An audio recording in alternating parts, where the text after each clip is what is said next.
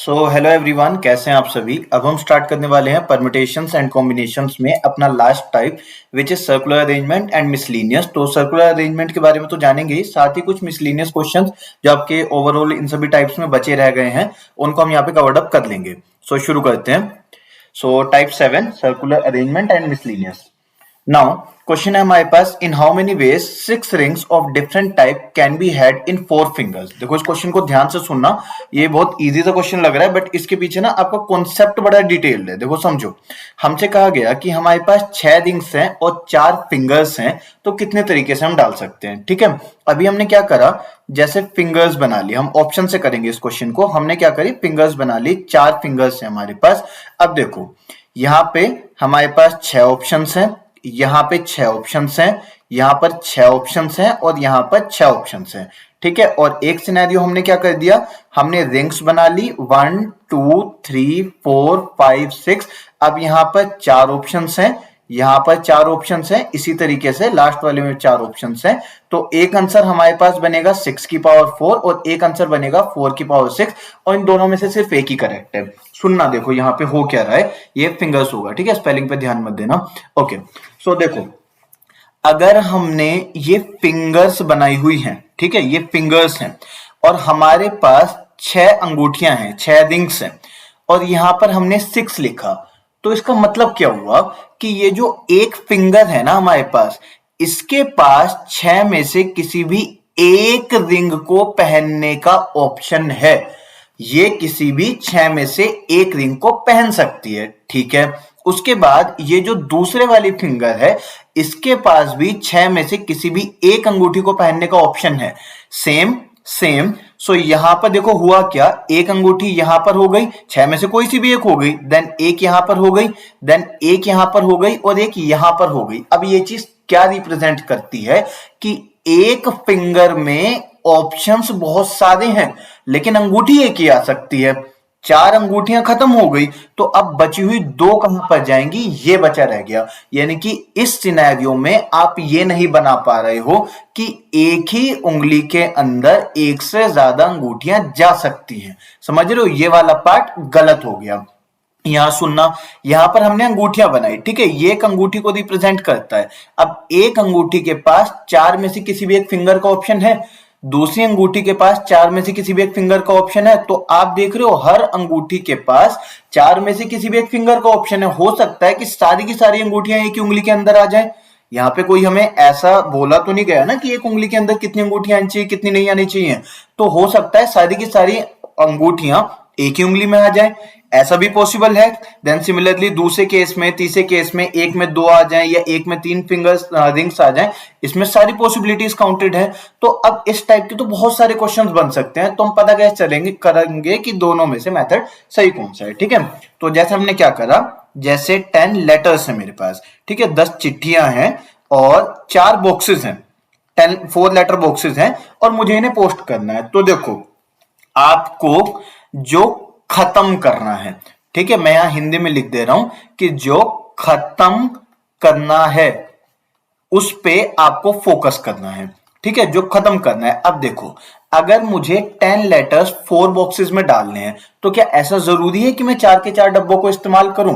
हो सकता है मैंने एक ही डब्बे में 10 के 10 लेटर्स डाल दिए हो, या 2 में मैंने डिवाइड कर दिया हो, या 3 में डिवाइड कर दिया हो, या फिर चारों में डिवाइड कर दिया हो। इसमें हर बॉक्स को कंप्लीट करना तो जरूरी नहीं है, पर इसमें 10 के 10 लेटर्स कवर्ड अप करना जरूरी है।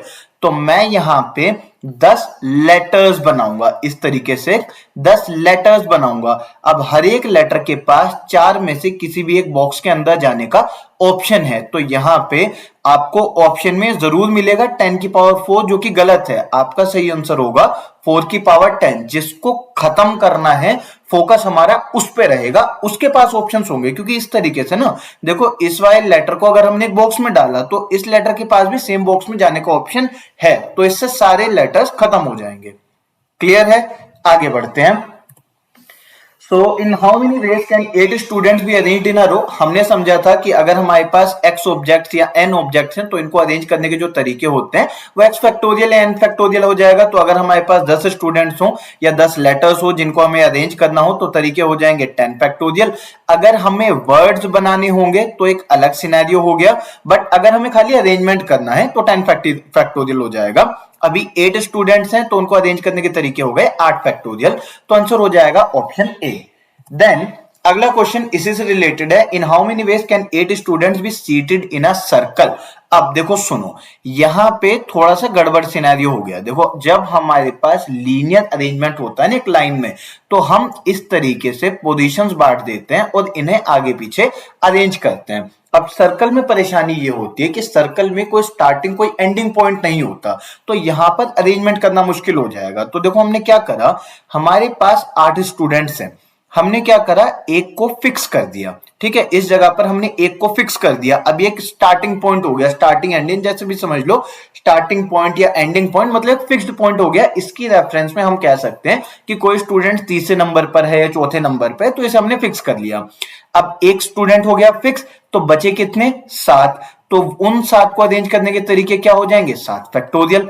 तो अगर हमारे पास x स्टूडेंट्स होते तो हम एक को कर लेते फिक्स, बचते कितने, x माइनस 1। तो अरेंजमेंट के तरीके कितने हो जाते, x माइनस 1 फैक्टोरियल। तो अगर हमारे पास n ऑब्जेक्ट्स हैं जिन्हें सर्कुलर ऑर्डर में अरेंज करना है तो तरीके हो जाएंगे n minus 1 factorial. That means option यहां पे आ जाएगा बी वाला।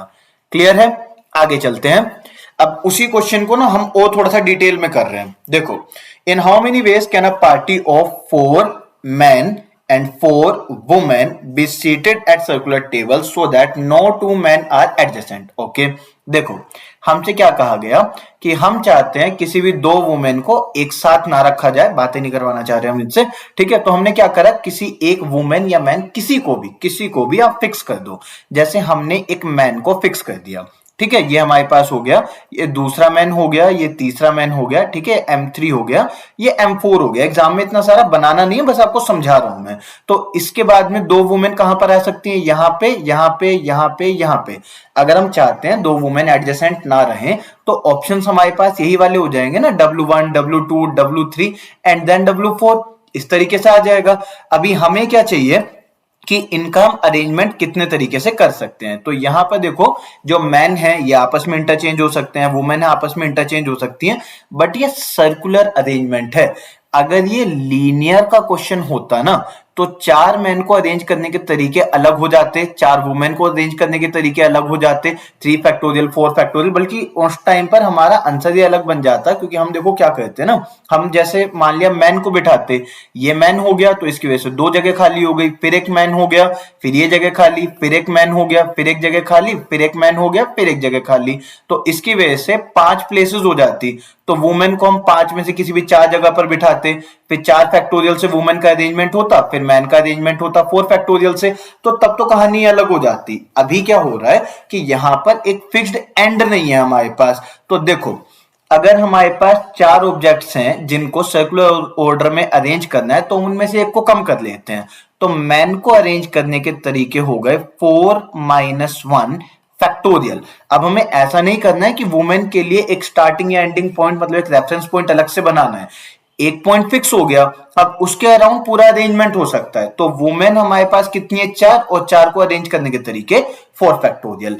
अगर हम इसमें मैन की जगह वुमेन में 4 माइनस 1 करें तो आंसर सेम आएगा। ठीक है, तरीका हमारा सेम है। हम क्या कर रहे हैं, सर्कुलर में सबसे पहले हमने देखा कि वुमेन और मैन को कितने तरीकों से अरेंज कर सकते हैं। सो इसमें हमारे पास जगह सारी फिल्ड अप हो गई। मतलब ऐसा नहीं हो रहा है कि जितनी वुमेन है उसके हिसाब से जगह ज्यादा है, जितनी जगह है उतनी वुमेन है, तो अरेंजमेंट के तरीके डायरेक्टली फैक्टोरियल से आ गए। मैन के सिनेरियो में हमने एक को फिक्स किया, उसके अकॉर्डिंग 3 फैक्टोरियल। सो यहां से बन गया 3 फैक्टोरियल इंटू 4 फैक्टोरियल। 4 फैक्टोरियल मतलब 24, 3 फैक्टोरियल मतलब 6, यानी कि 144। सो आंसर आ जाएगा इससे हमारा ऑप्शन नंबर सी। क्लियर है, आगे बढ़ते हैं। How many words can be formed using the letters A thrice, the letter B twice and the letter C once? देखो, A हमारे पास 3 बार आ रहा है, बी हमारे पास 2 बार आएगा और सी 1 बार, तो टोटल कितने हो गए 6। तो 6 के अरेंजमेंट के तरीके 6 फैक्टोरियल, इलाहाबाद वर्ड को हमने समझा था, याद करो। सो 6 फैक्टोरियल। अब इसमें से ये कितनी बार रिपीट हो रहा है 3 बार, तो डिवाइड करेंगे 3 फैक्टोरियल से।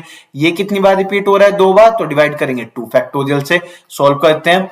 सो 6 इंटू 5 इंटू 4, 3 फैक्टोरियल कट गया, फिर 2 यहां पे बचा, 2 से कैंसिल हो गए, 3 टाइम्स 5 3 15 4 60। सो आंसर आ जाएगा ऑप्शन नंबर ए। क्लियर। सो आपके पास में नेक्स्ट क्वेश्चन है, in how many ways 5 white and 4 balls be arranged in a row so that no two black balls are together? Okay. सो हमसे कहा गया कोई भी 2 ब्लैक बॉल्स एक साथ नहीं होनी चाहिए। ओके। सो सबसे पहले हमने व्हाइट बॉल रखी, देखो 2 जगह बन गई, एक और व्हाइट, ये जगह व्हाइट, देन अगेन व्हाइट और देन अगेन व्हाइट, पर वहां पर ये नहीं बनाएंगे। अगर हमारे पास n व्हाइट बॉल्स हैं तो उसकी वजह से कितनी जगहें बन गई होंगी n+1। ये ऑलरेडी हम सीख चुके हैं जब हम इंग्लिश हिंदी की बुक्स अरेंज कर रहे थे। तो यहां पर देखो 6 जगहें हो गई हैं, 5 व्हाइट बॉल्स थी, तो कितनी जगहें अवेलेबल है 6। ओके। अब इन 6 में से 4 प्लेसेस पे, 6 में से 4 प्लेसेस पे हमें ब्लैक बॉल्स चाहिए। ये हमने क्या करा, ये हमने सिलेक्शन कर रखा है, सिलेक्शन ऑफ प्लेसेस। ठीक है, ये हमने प्लेसेस को सिलेक्ट कर रखा है फॉर ब्लैक बॉल्स। हमने ब्लैक बॉल्स के लिए जगहों को चूज कर रखा है कि इन 4 जगहों पर ब्लैक बॉल्स को रखा जा सकता है। 4 बॉल्स हैं खाली हमारे पास, वो 6 जगह तो 6 में 4 प्लेसेस को चूज करना पड़ेगा ना। इनटू, देखो अब इसमें क्या क्या चीजें हो सकती हैं। ये जो 4 ब्लैक बॉल्स हैं ये आपस में अरेंज हो सकती हैं, तो यहां पर आना चाहिए 4 फैक्टोरियल। ठीक है। देन उसके बाद में ये जो 5 व्हाइट बॉल्स हैं ये आपस में अरेंज हो सकती हैं, तो ये आएगा 5 फैक्टोरियल। बट इसके साथ एक और चीज समझो, देखो बुक्स का केस एक अलग था। ठीक है, बुक्स में अलग अलग हो सकते हैं, लेकिन अगर आपसे कहा जाए 4 ब्लैक बॉल्स तो चारों की चारों ब्लैक बॉल्स एक जैसी होंगी, तो यहां पे डिवाइड भी होगा 4 फैक्टोरियल से क्योंकि सेम है चारों ऑब्जेक्ट।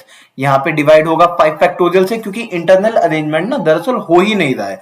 ब्लैक बॉल्स को अगर एक ब्लैक बॉल की जगह पर उठाकर दूसरी ब्लैक बॉल रख दे रहे हैं तो उससे कोई फर्क नहीं पड़ रहा है, दोनों ब्लैक बॉल्स आइडेंटिकल हैं। इसी तरह व्हाइट बॉल्स आइडेंटिकल हैं, तो ये हिस्सा कट जाएगा, तो आंसर आ जाएगा सिर्फ 6C4, that means option B. Clear. आगे चलते हैं। सो आपका ये जो चैप्टर है परम्यूटेशंस एंड कॉम्बिनेशंस ये कंप्लीट हो चुका है। देन सेकंड आपका जो चैप्टर लॉगरिथम्स है ये कंप्लीट हो चुका है। थर्ड वन आपका जो क्वाड्रेटिक इक्वेशंस है ये एकदम एंड पर है, ये ऑलमोस्ट कवर्ड अप होने वाला है, इसमें 2 वीडियोस आनी है। होपफुली एक वीडियो आपको आज भी मिल सकती है, तो कल तक ये चैप्टर आपका कंप्लीट हो जाएगा। सो ये 3 चैप्टर्स आपके कंप्लीट हो चुके हैं। ये आपका एनडीए और सीडीएस दोनों में कॉमन है।